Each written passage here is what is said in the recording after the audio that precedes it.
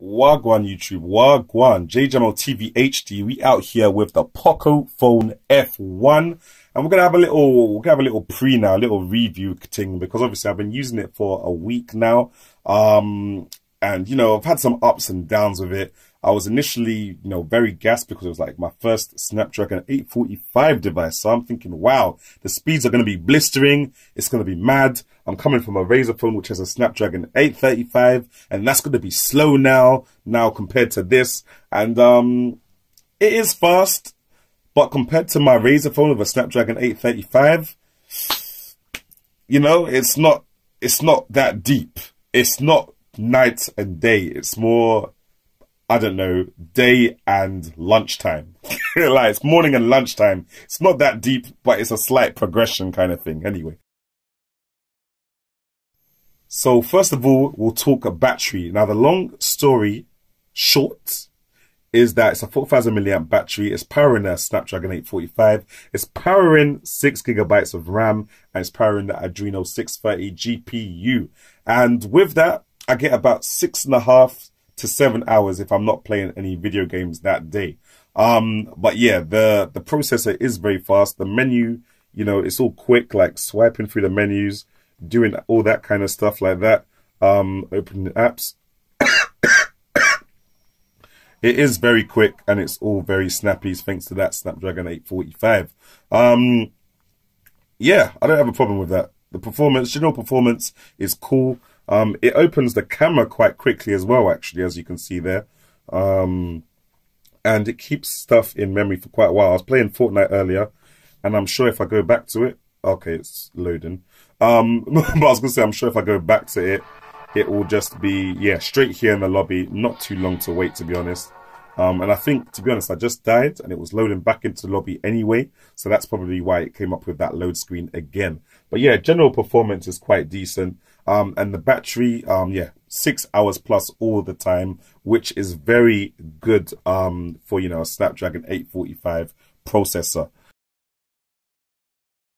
Now, the camera, I think, is actually quite decent.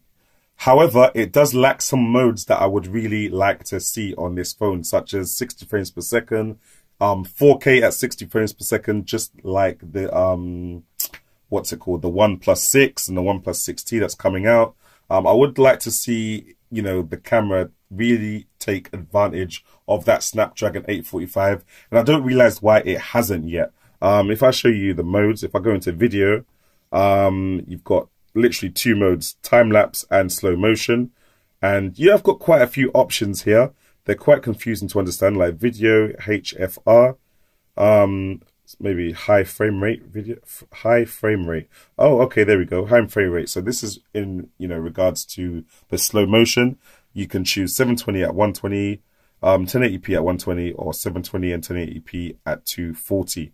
So to 240 frames per second, slow motion is quite decent. And you can record that as long as you want to. It's got a focus mode options there, fingerprint shutter, anti-banding, get that 60 hertz going on there. Yeah, that's all quite cool, and you can choose the video quality. But like I said, you can't really go to 60 frames per second.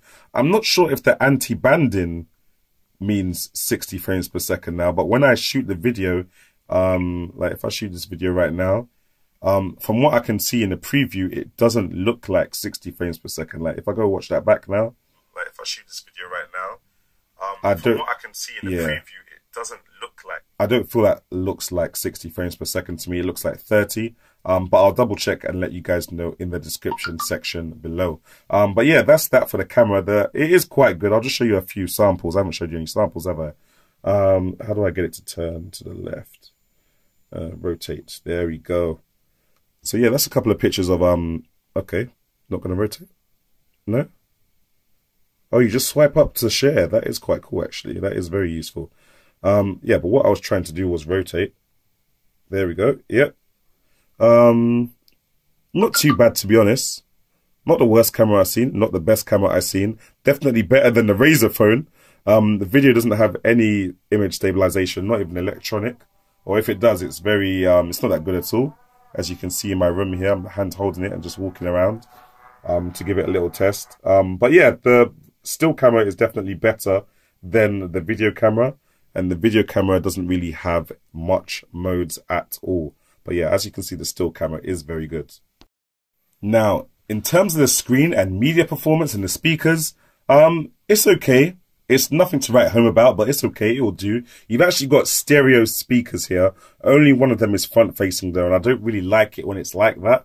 I prefer them either to be both, you know, facing the side like it is on the Honor Note 10, you know, one down here and one at the top here. Or I'd prefer them to be both front facing like how it is on the Razr phone, because that just makes sense. This whole, you know, one front facing and one firing downwards, it's just a bit weird to me, and I don't really see the point in it. But anyway, yeah, it does have stereo speakers. And if I go to my YouTube, you know, they do get reasonably loud, not too much, nothing, not better than an iPhone, and certainly not anywhere near what I've got here for my Razr phone and my Honor Note 10. But I guess they do the job, you know? What's good, YouTube? Jamo TV HD Honor Note 10 review time, fam. And you can get your 1080p at 60 frames per second there as well. So, you know, you've got support for that. But you haven't got support for getting Netflix in HD here. Now, it doesn't mean that Netflix looks bad. It just specifically doesn't have the option to put Netflix into 1080p HD, as I'm sure a lot of people know. I can't remember what it needed to have in order to do that. But yeah, that's just one of the things that it can't do. But it's not a heartbreak situation, because obviously you can still get, you know, YouTube and other stuff in 1080p or download things if you need to. Now, gaming performance is okay at the start before the phone gets hot, but after the phone gets hot, which is about 10 seconds into playing games, yeah, the performance just starts to dramatically drop.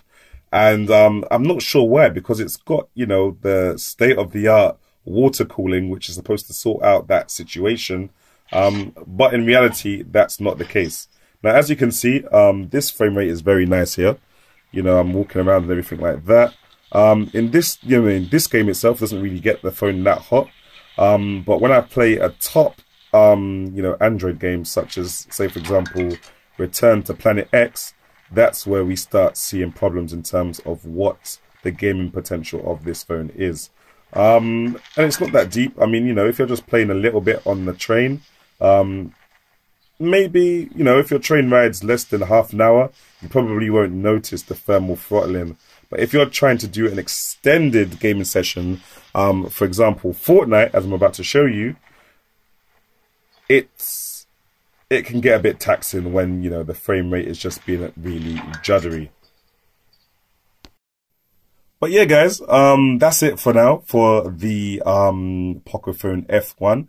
I really do like the phone. It is really good. It's fast. The Snapdragon 845 is really good as well. Gameplay is where I was let down the most, I feel, in terms of this phone, because obviously once the phone gets warm, you know, the frame rate just drops kind of thing. It gets very laggy, very stuttery. You start having problems with the sound as well. With the battery, that is really good as well. It lasts about 6 hours plus. So never, you know, you can literally leave the yard at 60% and still make it home as long as you're not crazily using the phone. Fast charging as well. Yeah, no, it's a decent, for the price, it is very good. It is very good for the price. But yeah, coming from the Razr phone 1, I'm starting to, you know, see the problems with the gaming. If gaming is not a problem for you, then, you know, go for this phone. If NFC payments are a necessity for you, then do not go for this phone, because it doesn't have NFC. But yeah, it does have stereo speakers. Even though I don't like the arrangement of them, they do get reasonably loud and, you know, give you a better audio experience when watching Netflix. And then again, in the same sentence, Netflix does not have HDR support or HD support at all. So you're not going to get any of that crispy Netflix. You're just going to get bog standard Netflix. But, you know, you're probably watching Netflix whilst you're on the train to work or whilst you're doing something. If you wanted that, you know, proper experience, I'm sure you'd watch it on your TV at home. But yeah, for the price, definitely a good phone. and the gaming performance is really good. It's just for if you're going to try and play some AAA games like Fortnite or Return to Planet X or Monster Hunter, you're going to notice some frame dips. But anyway, guys, thanks for watching. I'll catch you in the next one. Jamo out.